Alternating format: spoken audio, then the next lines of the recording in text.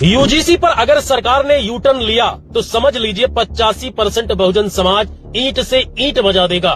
बहुजन अगर सड़क पर उतर आया तो विरोध करने वाले मुट्ठी भर लोगों का पता तक नहीं चलेगा। दोस्तों, आज सुप्रीम कोर्ट ने यूजीसी मामले में ये कहकर रोक लगा दी कि इसका दुरुपयोग हो सकता है। लेकिन सवाल यह है, जिस समाज को सदियों से कुचला गया, जिसे हर सिस्टम में पीछे धकेला गया, आज उसी दलित ओबीसी समाज पर पहले ही दुरुपयोग का ठप्पा लगा दिया गया। यानी कोर्ट ने मान लिया कि बहुजन इसका गलत इस्तेमाल करेंगे। तो क्या इसे बहुजन समाज को उलझाने की साजिश माना जाए? अब जरा सुन।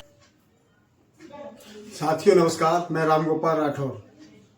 साथियों, आज आप लोगों ने देखा कि सरकार ने यूजीसी बिल पेश किया, जिसपे सवर्ण समाज के लोगों ने विरोध किया और सरकार को दबाव में लाए, और इसी के तहत एक षड्यंत्र के तहत सुप्रीम कोर्ट ने इस पर रोक लगा दी। आपने भी ये वीडियो देखा। साथियों, मैं पूछना चाहता हूं, सरकार अगर जोरदारी से इस बिल को पेश करती तो ये लागू हो जाता। ये कोई नई बात नहीं है, ऐसे और भी उदाहरण हैं।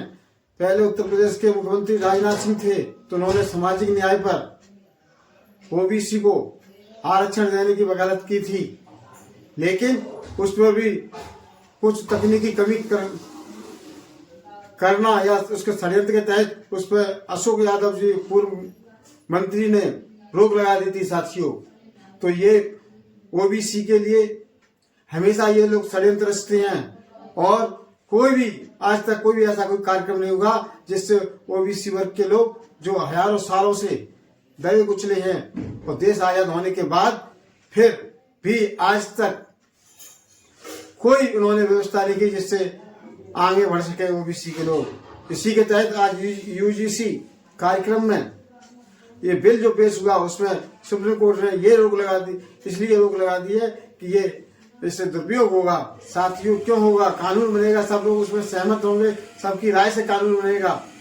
ये कोई नया नहीं है, ये बहुत पुराना चला आ रहा है। साथियों, इसलिए आज ओबीसी भाइयों से मैं हाथ जोड़कर निवेदन करना चाहता हूँ, सुप्रीम कोर्ट ने चाहे रोक लगा दी हो, चाहे कुछ भी कर दिया हो, लेकिन हम ओबीसी के लोग एकजुट होकर इस आंदोलन को मजबूत बनाएंगे और इसको लागू करा के रहेंगे। हमें सरकार के ऊपर दबाव बनाना है। साथियों, हमें जब तक यूजीसी कानून नहीं बनेगा तब तक हमारे बच्चे अच्छी तरह से पढ़ नहीं पाएंगे। उनके साथ हमेशा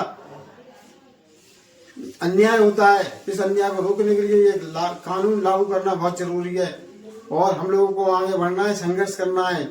क्योंकि आपने देखा है, कोई भी सरकार आ जाए, ओबीसी के बारे में कोई उनके हकों की, अधिकारों की, न्याय की कोई बात नहीं करता। साथियों, इसलिए हम लोग एकजुट होकर इस वीडियो को अधिक से अधिक शेयर करें, और जो भी नए लोग हैं उन्हें इस पेज को फॉलो करें।